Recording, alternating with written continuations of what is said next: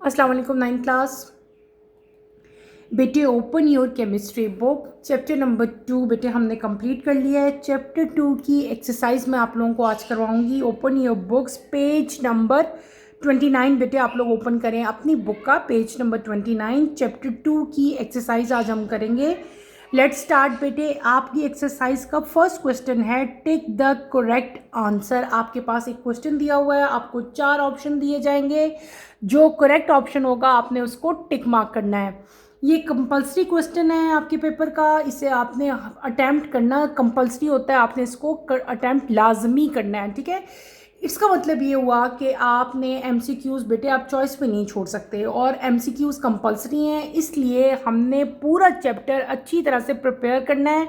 पूरा chapter prepare करोगे अच्छी तरह तो ही आप एमसीक्यू सॉल्व कर सकते हैं। अगर आप सिलेक्टिव स्टडी करेंगे, मतलब इस चैप्टर में से सपोज हम कोई टॉपिक कर लेते हैं, कुछ छोड़ देते हैं, तो आपके एमसीक्यू जो है वो कंप्लीट नहीं हो सकते। तो इस क्वेश्चन को अटैम्प्ट करने के लिए आपने अपना जो बुक है, जैसे मैंने आपको पढ़ाई है, फुल चैप्टर हर लाइन हर वर्ड बेटे आपने इसको लर्न करना है अच्छी तरह से। Let's start with the first question. Tick the correct answer का फर्स्ट पार्ट मैं करवाने लगी हूँ। How many electrons can be accommodated at the most in the third shell of the element. Third shell of element में कितने electron accommodate हो सकते हैं? तो आपको याद होगा कितने हो सकते हैं बेटे, 18 हमने पढ़े भी थे। कितने हो सकते हैं? 18। आप 18 पे टिक लगाएंगे। Number 2, what information was obtain from discharge tube experiment. Discharge tube experiment से हमें कौन सी इंफॉर्मेशन मिलती थी? हमने एक्सपेरिमेंट पढ़े थे, तो बेटे उसमें से आपको याद हो तो हमने जब एक्सपेरिमेंट पढ़ा था मैंने आपको पढ़ाया था इलेक्ट्रॉन और प्रोटॉन हम लोग जो है वो फाइंड आउट कर सकते हैं, डिस्कवर कर सकते हैं। उसकी डिस्कवरी में जो एक्सपेरिमेंट हमने किए थे वहाँ पे हमने इस ट्यूब के बारे में पढ़ा था। तो पार्ट सी जो है आपका electron and proton word discover is your right option. Part C पे आप लोग टिक लगाओगे। नेक्स्ट क्वेश्चन की तरफ आओ बेटे। पार्ट 3 आपकी बुक का पेज नंबर 30 है। क्वेश्चन नंबर 1 का पार्ट 3 है। Why have isotopes not been shown in the periodic table. Periodic table में आइसोटोप्स को क्यों नहीं रखा गया, क्यों शो नहीं किया गया? इसका क्या आंसर है बेटे? इसका आंसर क्या है कि सब के सब आइसोटोप्स का एटॉमिक नंबर क्या होता है? सेम होता है, ठीक है। तो इसलिए क्या हुआ कि उनको जो है वहाँ पे सेपरेट प्लेस नहीं दिया गया। आपको पता है ना, हमने एटॉमिक नंबर इंक्रीज होने के लिहाज से ही जो है पीरियोडिक टेबल में सारे एलिमेंट्स को प्लेस किया हुआ है। तो इसका करेक्ट ऑप्शन क्या होगा? पार्ट सी, ठीक है। Part C is your right answer. All the isotopes have same atomic number, so there is no need to give them separate places. Part 4, which particle is present in different number of isotope. Different number of isotope में कौन से particle जो है present हैं, वो कौन से हैं? That is neutron. Number B, part B को आप लोग टिक करेंगे। In which isotope of oxygen there are equal number of proton, electron and neutron, ठीक है। ऑक्सीजन का कौन सा ऐसा आइसोटोप है? जब आपने आइसोटोप का बेटे हमने पढ़ा था टॉपिक, तो उसमें हमने ये सारी एग्जांपल देखी थी। तो आपका बी जो पार्ट है O16, ठीक है, 16 वाला, ये आपका राइट ऑप्शन है। बी पे आप लोग टिक करें। नेक्स्ट आता है what will be the relative atomic mass of nitrogen gives the abundance, ठीक है, of its two isotopes N14 N15 are 99.64 and 0.35 respectively. तो बी पार्ट आपका राइट आंसर होगा। 14.0021 इज योर राइट आंसर। तो बी पे आप लोग बेटे टिक लगाएंगे। B is your right option. How is radio carbon dating useful for archaeologist. Archaeologist के लिए रेडियो कार्बन क्यों इंपॉर्टेंट है? ये भी आपकी बुक में मेंशन है। जब हमने आइसोटोप्स पढ़े थे वहाँ पे मैंने आपको पढ़ाया था कि किसी भी ऑर्गेनिक मैटर की एज को फाइंड आउट करने के लिए रेडियो कार्बन जो है उसको यूज़ किया जाता है, उसकी डेटिंग को। A is your right option. It help determine the age of organic matter. A पे आप लोग टिक लगाएंगे। Number 8, what does keep the particles present in the nucleus intact। Nucleus जो न्यूक्लियस में जो पार्टिकल्स हैं वो इंटैक्ट रहते हैं। किस वजह से? क्यों? क्योंकि पार्टिकल्स जो हैं बेटे उनके दरमियान में स्ट्रॉन्ग न्यूक्लियर फोर्स होती है जिसकी वजह से वो एक दूसरे के साथ जुड़े रहते हैं, इंटैक्ट रहते हैं। ए पार्ट जो है वो आपका राइट आंसर होगा। Particles are held together by strong nuclear force. Part A पे आप लोगों ने टिक लगाना है। आते हैं 9 पार्ट पे आते हैं बेटे हम लोग। How do electron keep themselves away from oppositely charge nucleus. ठीक है, हाउ, कैसे आपसे पूछा गया है कि इलेक्ट्रॉन जो है वो अपने आप को किस तरह से ऑपोजिट चार्ज न्यूक्लियस से दूर रखते हैं। तो कैसे रखते हैं? By revolving around the nucleus, क्योंकि इलेक्ट्रॉन हमेशा न्यूक्लियस के इर्द गिर्द जो है वो रिवॉल्व करते रहते हैं ना। बी पार्ट पे आप लोगों ने टिक लगाना है, by revolving around the nucleus. Last part है number 10। Rubidium consists of two isotopes Rb85 and Rb87. The percent abundance of light isotope is 72.7. What is the percent abundance of the heavier isotope? Its atomic mass is 85.47. आपको कुछ option दिए गए हैं। Part B 27.8%। बेटे ये आपका right option है, आपकी बुक में भी दिया गया है। ठीक है, इस तरह की सारी चीज़ें जब आप लोग रीडिंग करते हो, लर्न कर रहे हो तो साथ साथ उनको अंडरलाइन कर लिया करें। नेक्स्ट आता है क्वेश्चन नंबर 2। बेटे क्वेश्चन नंबर 2 की तरफ आप आएँ। Question for short answer. आपको कुछ क्वेश्चन दिए हैं, आपने इनके शॉर्ट आंसर्स देने हैं। ठीक है, नंबर 1 है why is it said that almost all the mass of an atom is concentrated in its nucleus. ठीक है, ये जो बात है कि ऑलमोस्ट ऑल मास ऑफ, जितना भी टोटल मास एटम का होता है बेटे वो उसके न्यूक्लियस के अंदर होता है। क्यों? क्योंकि एटम और उसका न्यूक्लियस दोनों के जो हैवी पार्टिकल्स हैं, प्रोटॉन और न्यूट्रॉन, वो कहाँ होते हैं? वो वहाँ पे प्रेजेंट होते हैं न्यूक्लियस के अंदर। ठीक है, न्यूक्लियस के अंदर ये दो पार्टिकल जो हैं वो किस तरह से हेल्ड होते हैं? By strong nuclear force. आप सिंपल इसका आंसर क्या लिख सकते हो? Almost all the mass of an atom is concentrated in its nucleus because both the heavy particle, दो हैवी पार्टिकल्स हैं। कौन कौन से हैं बेटे? प्रोटॉन और neutron are found to be present here. क्योंकि दो हैवी न्यूक्लियस, प्रोटॉन और न्यूट्रॉन कहाँ होते हैं? न्यूक्लियस के अंदर होते हैं। और न्यूक्लियस के अंदर ये दोनों पार्टिकल जो हैं स्ट्रॉन्ग न्यूक्लियर फोर्स के जरिए एक दूसरे के साथ क्या होते हैं? जुड़े होते हैं। ठीक है, एक दूसरे के साथ अटैच होते हैं बिल्कुल क्लोजली। नंबर 2 है why are element different from one another. Element एक दूसरे से डिफरेंट क्यों होते हैं? बहुत सिंपल क्वेश्चन है, अगर समझो तो। एलिमेंट एक दूसरे से डिफरेंट किस तरह से होते हैं? ठीक है, किस बेस पे होते हैं? तो सिंपल उसका आंसर है कि एलिमेंट्स जो हैं उन सब का प्रोटॉन नंबर यानी कि एटॉमिक नंबर जो है वो क्या होता है? वो एक दूसरे से डिफरेंट होता है। क्या होता है? एटॉमिक नंबर डिफरेंट होता है। आप सिंपली इसका कैसे आंसर लिख दोगे? Elements are different from one another because they have different number of protons in their nuclei. Because they have, क्या लिखोगे? Different number of proton. और नंबर ऑफ प्रोटॉन को हम लोग क्या कहते थे बेटे? एटॉमिक नंबर कहते हैं। तो आप ये भी लिख सकते हो डिफरेंट एटॉमिक नंबर या डिफरेंट नंबर ऑफ प्रोटॉन, दोनों में से जो आपको बेहतर लगे आप लिख सकते हैं। ठीक है, और ये जो एटॉमिक नंबर में जो डिफरेंस आता है इसकी वजह से इनकी केमिकल और फिजिकल प्रॉपर्टीज़ में भी डिफरेंस आ जाता है एलिमेंट की। क्लियर? क्वेश्चन नंबर 3 की तरफ हम चलते हैं। How many neutrons are present in BI21083। ठीक है, बी ये आपसे पूछा हुआ है, इसमें कितने नंबर ऑफ जो है आपके पास न्यूट्रॉन है, नंबर ऑफ न्यूट्रॉन आपने फाइंड करने हैं। ठीक है, यहाँ पे हमने सिंपल, बेटे मैं यहीं पे बता रही हूँ, आपने सिंपल फार्मूला यहाँ पे अप्लाई करना है। कौन सा फार्मूला यहाँ पे हम अप्लाई करेंगे?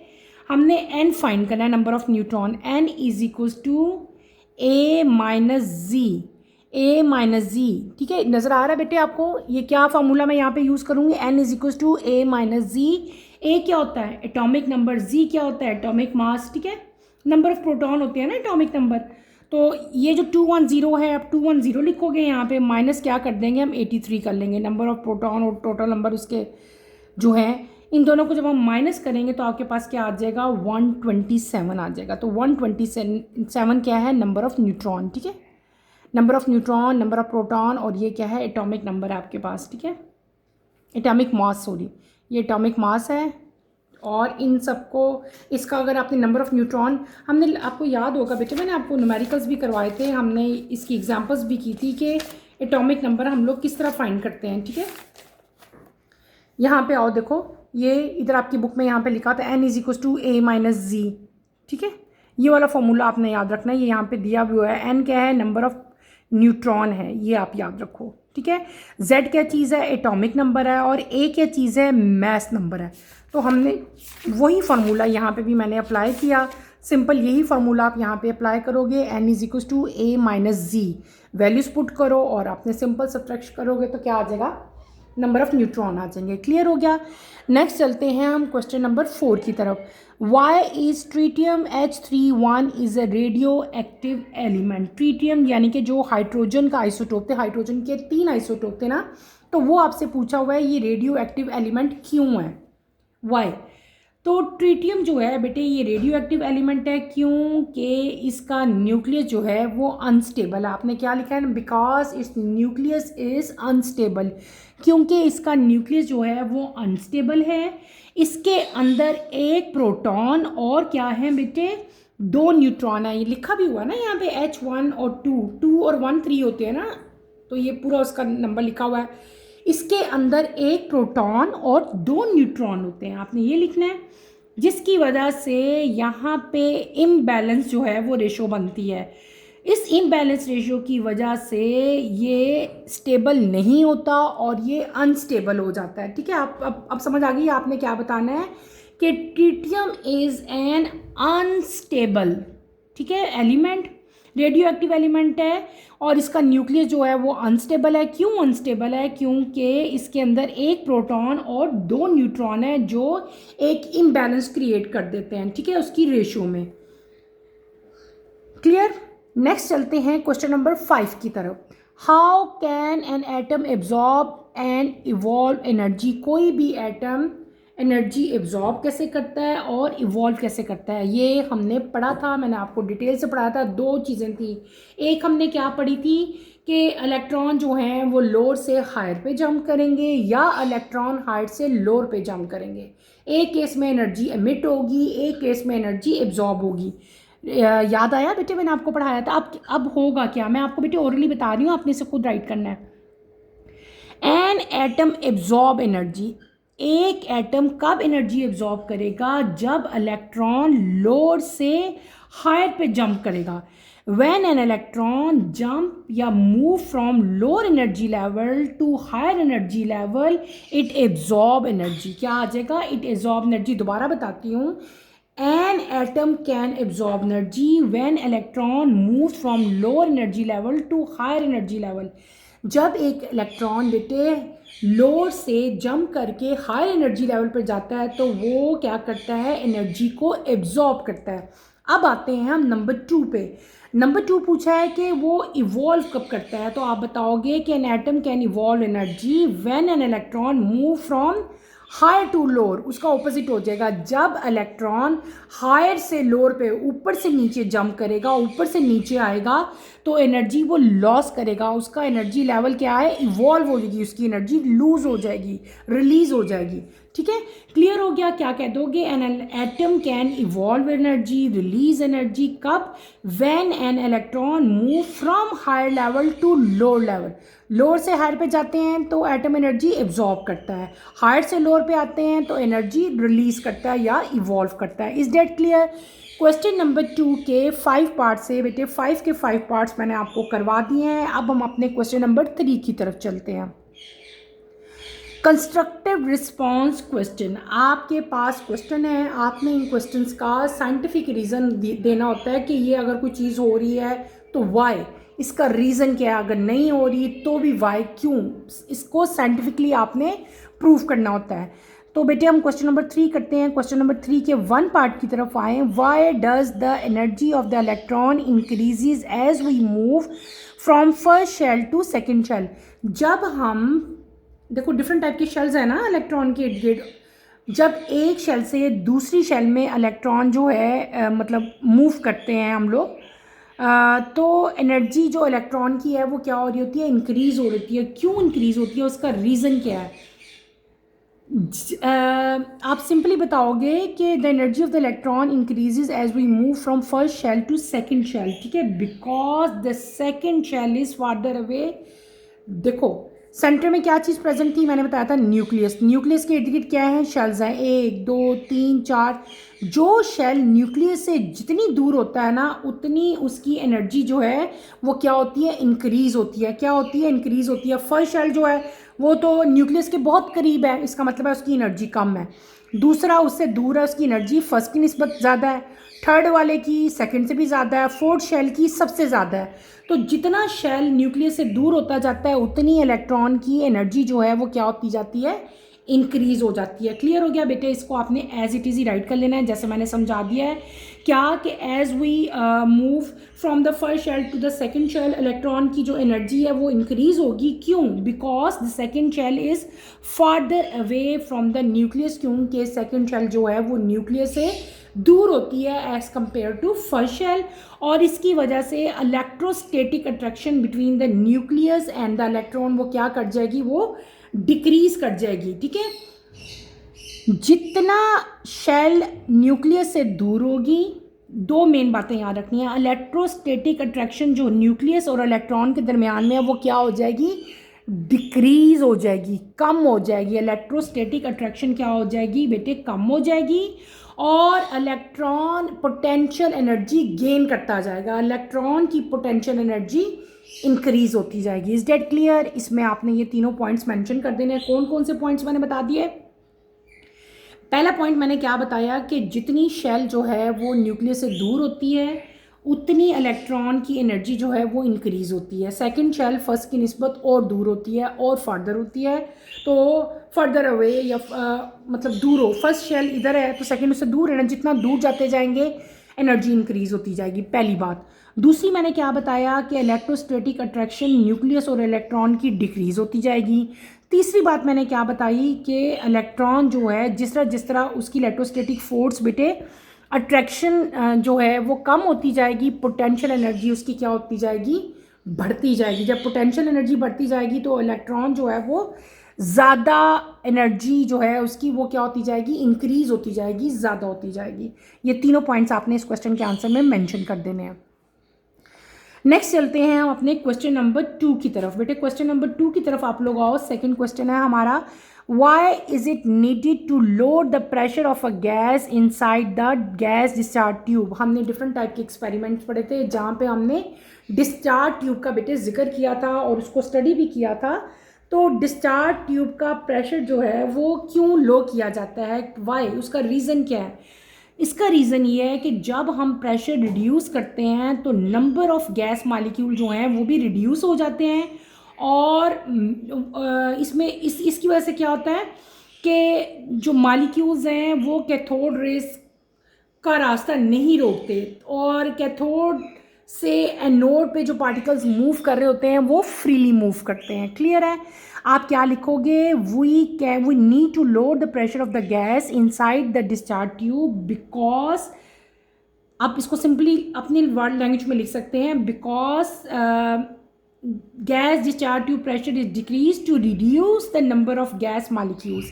इससे गैस मालिक्यूल्स का जो नंबर है वो क्या हो जाता है बेटे, रिड्यूस हो जाता है। आपने क्या लिख लेना, to reduce the number of gas molecules and when less molecules hinder the cathode ray. Cathode ray का रास्ता जो है फिर क्या हो जाएगा, कम मालिक्यूल रोकेंगे, यानी कि ज़्यादा मालिक्यूल्स तो हमने उसको उसका प्रेशर कम करके रिलीज़ कर दिए ना। तो इस केस में जो कैथोड रेज हैं वो फ्रीली मूव करती हैं toward anode. Is that clear. Question number 3 की तरफ आप लोग आओ। What is the classical concept of an electron, how has this concept change with time. Classical concept of electron आपसे पूछा हुआ है। क्लासिकल कंसेप्ट का मतलब क्या है, ओल्ड कंसेप्ट। चेंज हो गया ना कंसेप्ट अब तो जो ओल्ड कंसेप्ट था इलेक्ट्रॉन का वो क्या था, ये कंसेप्ट टाइम के साथ साथ चेंज होता गया। क्यों चेंज हुआ, कैसे चेंज हुआ, ये सारा कुछ आपने बताना है बेटे। क्लासिकल कंसेप्ट के मुताबिक इलेक्ट्रॉन जो है वो क्या था, स्मॉल था और नेगेटिव चार्ज पार्टिकल था जो कि न्यूक्लियस के इर्द गिर्द जो है रिवॉल्व करता था। ठीक है, पहले हम किसकी बात कर लेंगे, पहले हम कर लेंगे classical concept. Classical concept electron का क्या था क्लासिकल कंसेप्ट के मुताबिक इलेक्ट्रॉन के ऊपर क्या था, इलेक्ट्रॉन जो है वो स्मॉल पार्टिकल था, ठीक है, स्मॉल था, उसके ऊपर नेगेटिव चार्ज था और वो न्यूक्लियस के इर्द गिर्द जो है वो रिवॉल्व करता था। ये था क्लासिकल कंसेप्ट। अब हम आते हैं टाइम के साथ जो कंसेप्ट चेंज हो गया और जो मॉडर्न कंसेप्ट आया है, according to that concept electron जो हैं वो लाइक चार्ज क्लाउड्स हैं, इनकी लोकेशन जो है उसमें ना अब प्रिडिक्शन आ गई है, मतलब छोटी नहीं रही कि वो आया न्यूक्लियस के इर्द गिर्द बेटे रिवॉल्व करते हैं कि नहीं करते, प्रोबेबिलिटी आ गई है कि ये जो है ना एक सर्टन डिस्टेंस पे जो है न्यूक्लियस से एक सर्टन डिस्टेंस पे जो है इलेक्ट्रॉन पाए जाते हैं। लेकिन अब क्या हो गया कि एक प्रिडिक्शन है कि मे बी और मे बी नॉट, ठीक है, ये आपकी बुक में भी दिया हुआ है, वहाँ से भी आप लोग लिख सकते हैं। आप सिंपली क्या लिखोगे, according to the classical concept an electron is a small negatively charge particle that revolve around the nucleus. ये तो हमने ओल्ड कंसेप्ट लिख लिया और ओल्ड कंसेप्ट आपने बता देना है। फिर नंबर 2 पे लिख लेना है, आपने क्या लिखना है, according to modern concept electron are like charge clouds. Electron किसकी तरह के हैं, इलेक्ट्रॉन, अब कोई नेगेटिव की बात नहीं हो रही, पॉजिटिव की बात नहीं हो रही, अब क्या बात हो रही है, electron are like charge, CHARED, charge clouds. Electron को क्या नाम दे दिया हमने, electrons are like charge clouds whose location around the nucleus can not be predicted, जिसकी लोकेशन अभी तक कोई प्रिडिक्ट ही नहीं कर सका कि वो कहाँ पे प्रेजेंट है, अराउंड द न्यूक्लियस हैं या न्यूक्लियस के पास हैं या न्यूक्लियस के दूर हैं।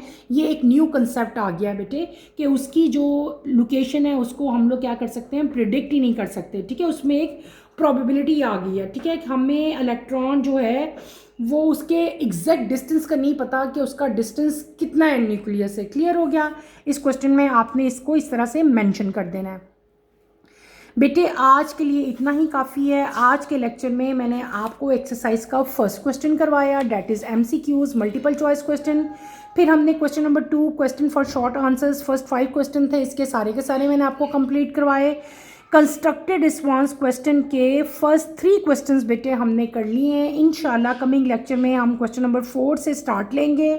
कमिंग लेक्चर की नोटिफिकेशन के लिए आप चैनल को शेयर करो, लाइक करो और सब्सक्राइब करो, और यहीं पे अपना टॉपिक मैं ख़त्म करूँगी। इंशाल्लाह नेक्स्ट लेक्चर में आपसे दोबारा मुलाकात होगी। टिल देन अल्लाह हाफिज़ 9 क्लास, टेक केयर बेटे, अपना ख्याल रखिएगा।